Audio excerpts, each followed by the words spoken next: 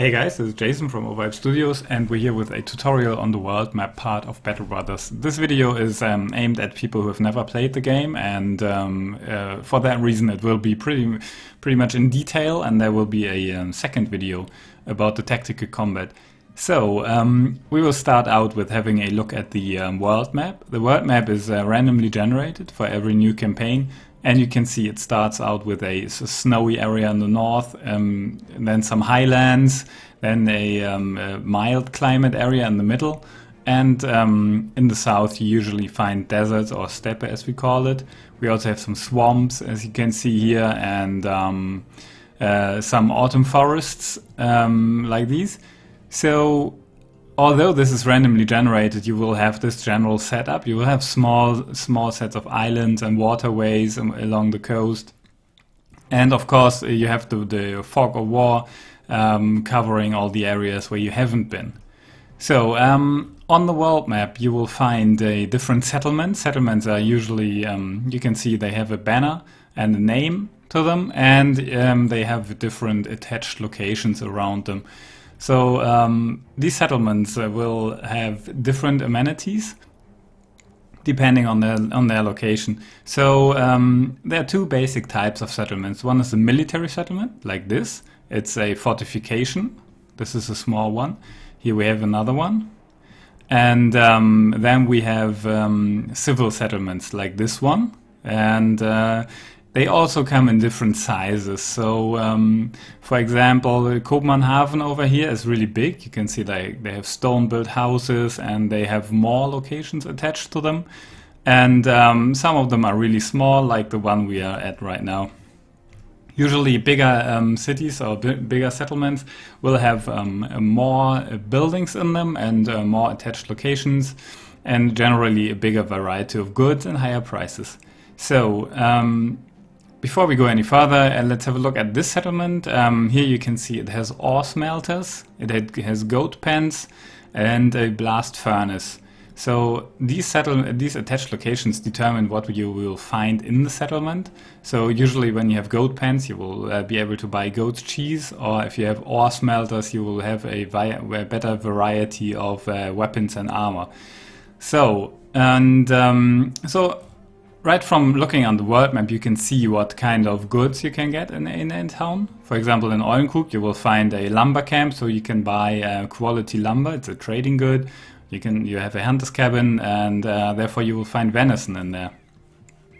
So, and these are also randomly generated. So the name, the house it belongs to, like you can see this little flag, and the attached locations, this all will be randomly generated for each new setup.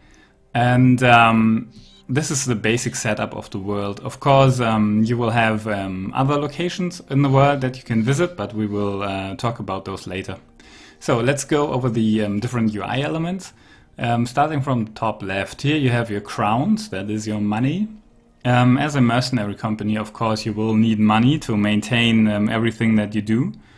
You need to pay upkeep to your soldiers and to your mercenaries, and if you buy equipment or food or anything else, you will have to pay in crowns. And of course, this is what you get for completing contracts, which we will talk about later. Now, you have provisions. This is the food you have. The more men you have in your company, the faster it will get used, and there are different kinds of food, and the more expensive food will last you longer because it doesn't spoil as fast, but of course it's more expensive. Then we have tools and supplies. These are used for repairing weapons and armor. It's very crucial, especially in the later game when your armor is getting beat up regularly, and if you're running out of tools and supplies, you won't be able to repair it. Then you have ammunition, of course, for refilling your quivers for bows and arrows, and it's also used for throwing weapons. And then you have medical supplies, and those are only used to treat injuries that you get in combat. We'll talk about that later. Below that, you can find your ambition. The ambition system is it's a event dialogue that appears sometime into the game, where you, as the leader of the company, can determine the fate of your company, and you can set a goal For example, now I have the goal to destroy 4 undead locations, and if I fulfill the goal, I will get a special reward, and it will increase the mood of our men, which we will look at in a second. So let me unpause quickly, because now we are having the next part of the UI, which is the day and night cycle. You can see here, you can see the day and what time of the day it is. It's slowly moving forward, and it also impacts your movement speed. So during nighttime on the world map, now if I'm moving down the road, I'm quite fast, but if it's turning night, I will be much slower, and the sight radius will go down there. So I will be able to spot enemy troops or friendly troops like this one, this company, on a shorter distance. And also in combat, you will be your archers will have trouble seeing very far and shooting very accurate. And on the top right hand corner we have a button for the roster. There you can see 13 of 20 men. We will look at that in a second. And then you have a couple of options like centering the camera, toggling footsteps, making camp, which I can quickly show.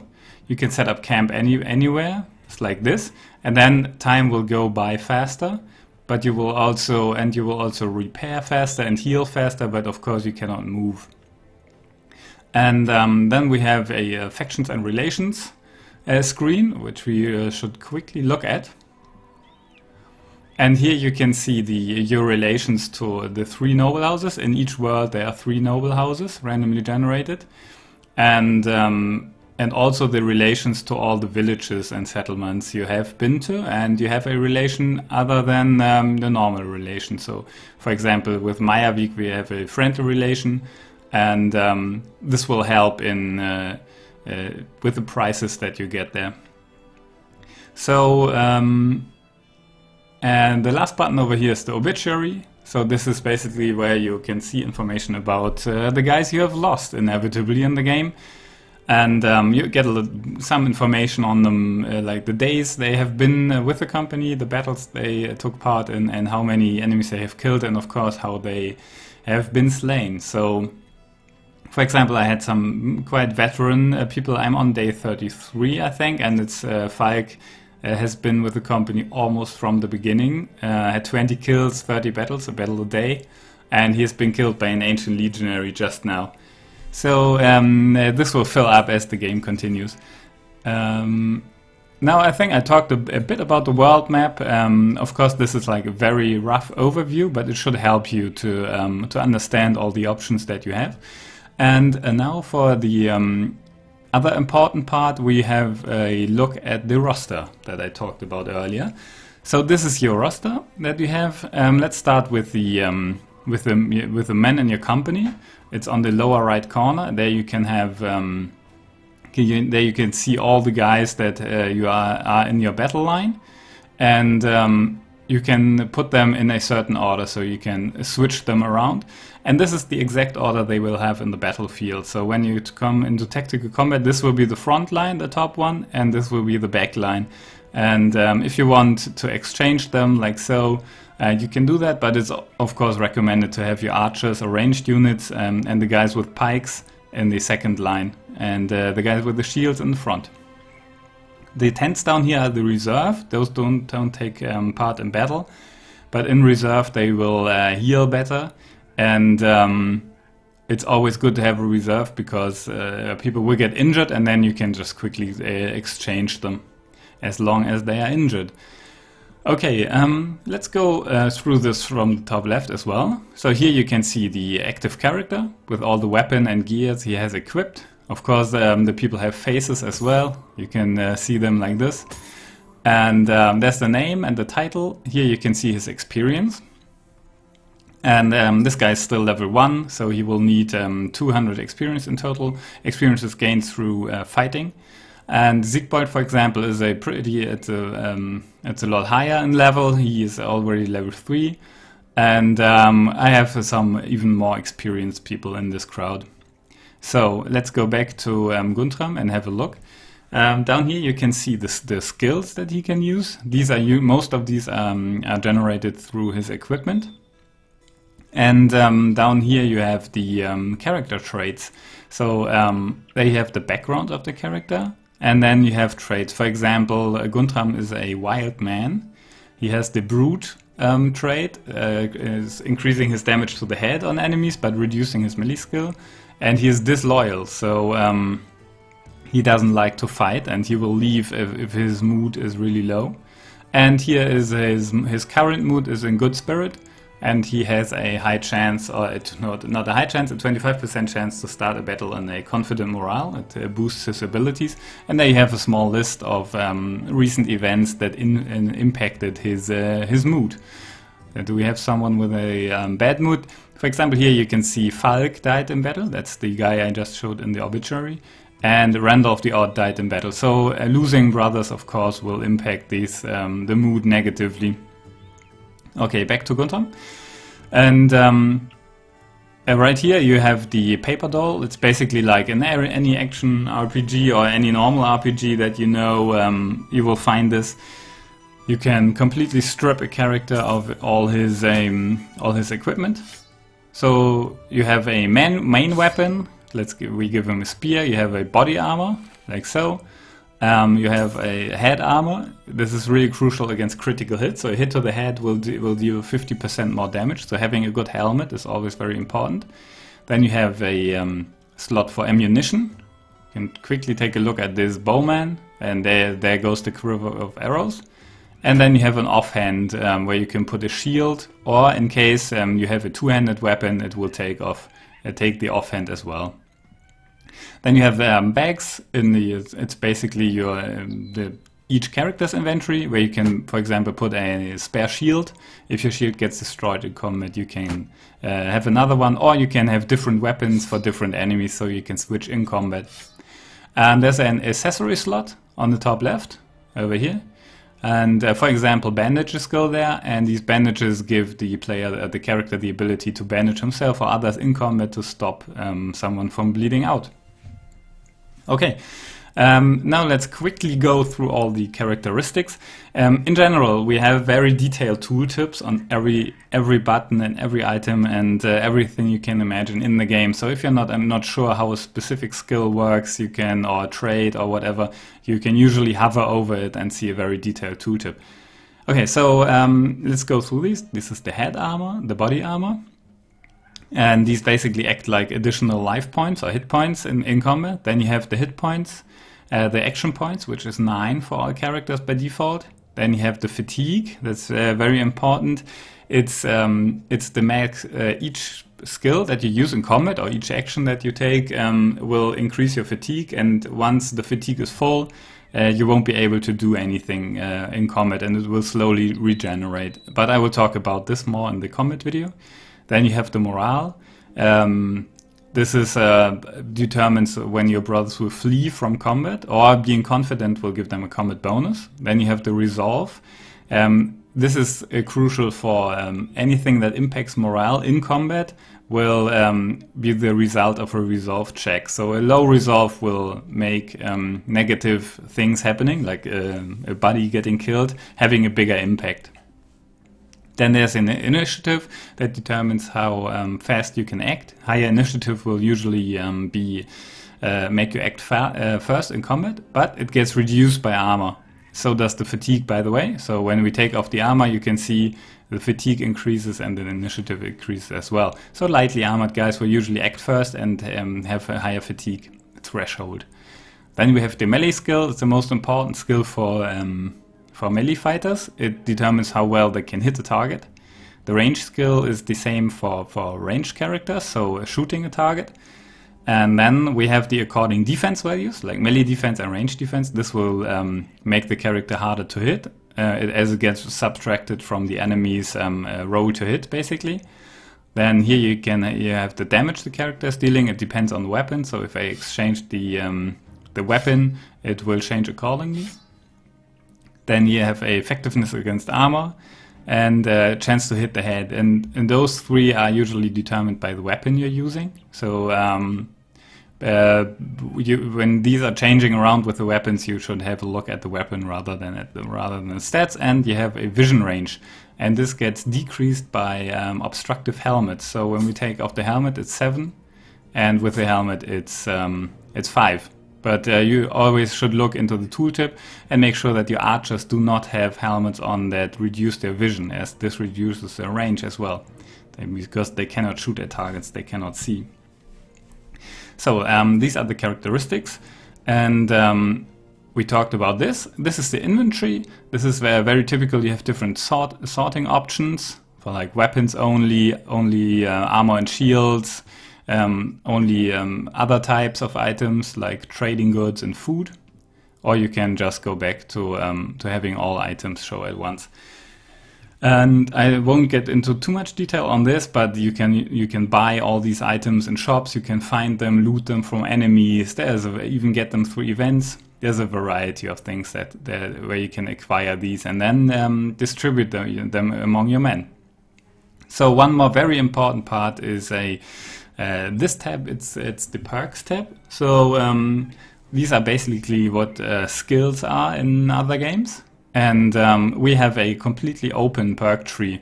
Let's have a look at somebody who already has a couple of levels, like this guy or this guy. And what happens is when you level up one level, you can put 1 point into these. So these do not have iterations or something or levels. You just have a perk or don't have it. And once you pick a perk from the first level, you have to start. These are grayed out. You cannot pick them at the beginning. Once you put 1 point into one of these, the second row will get unlocked, and so on. But you have to remember that you do not have to put the points into the highest line or something. But you can just put them in the first or whatever you want, and it will still unlock the next level of perks. So you have a complete freedom about it. I won't go through all of these because that would take a long time. But the tooltips are very detailed for these, and you will get a decent explanation of what they do and how they affect your character. So this is basically your troop roster. I think we went over most of the items here. And before we go any further, there's one more thing that I like to talk about, and that is what you actually do on the world map. So you can visit settlements, and these will look differently, of course, depending on the area in the world. And in the villages, you will have different options, different settlement amenities over here, where you can visit and can perform different actions. And I can just give a quick example. For example, here's a weaponsmith, and the weaponsmith has a really high quality weapons, but of course for a high price. So this is an armorer. It has the same for armor, and there are lots of different buildings in the world which you can easily see what they do through exploration. This is a marketplace, and every settlement has this, where you can get basic goods like food, medicine, tools, arrows, and some low quality equipment. And then one of the very important concepts is, in every town you usually have a bunch of people looking for work, and on the left hand side you can see all the people wanting to join your mercenary company, and you can see the backstory, their background, how much they cost, and then decide whether to hire them or not, and they will come with their own equipment. So here you can refill your ranks if you lose somebody, or hire new prospects for your company. And now for the last very important thing on the world map, and that is contracts. On the upper side of the screen you can see that there's a contract available. This has a colored banner, so it's a contract from a noble house. And usually settlements have their own contracts as well. In the beginning you don't have access to noble house contracts, but they work exactly the same way. So these will take you through a series of screens where you meet your employer, and he will explain to you what he wants you to do, and then he will make an offer on payment. So here Count Dietmar wants us to do a patrol through his realm and kill all the enemies and troublemakers that we encounter on the way. So we have the option to ask him how much he's willing to pay. and he will be paying us 70 crowns per head that we bring back, e.g. for each enemy that we kill, and up to a total number of 30 heads on total. Now we have a couple of options. We can just accept the offer, we can ask for more, we can ask for a payment in advance. This can be very good if you're running out of money and just need just a small amount of crowns for some food or tools before you can go on a contract. Here can you ask for more payment after the contract is done, and you can of course decline. So let's ask him to increase his bid. But he doesn't want to, so we accept, and then you get a wrap-up of the contracts, what you have to do, and your payment. And now this is very crucial. You can accept it and then you take it on, or you can say I will need some time to think about it. And this will still leave the contract up here, so you can even leave the town and then come back to it and then just go back to. So if you have multiple contracts, you can negotiate them and then decide which one to take on without losing them. If you decline it, it will be gone. So we accept it. And then on the right hand side you will have a log about your current contract. You only can have one contract at a time. And here you have bullet points of what you have to do. For example, here you can see how many heads we have collected, when we should return, and of the payment. So this wraps up our already pretty long video on the world map of Battle Brothers. But I hope it will give a little bit of advice to new players and show a little bit of the features that we have and explain it a bit. And I will be creating another video on the tactical combat, which you also can find on this channel. Okay, thanks a lot and bye.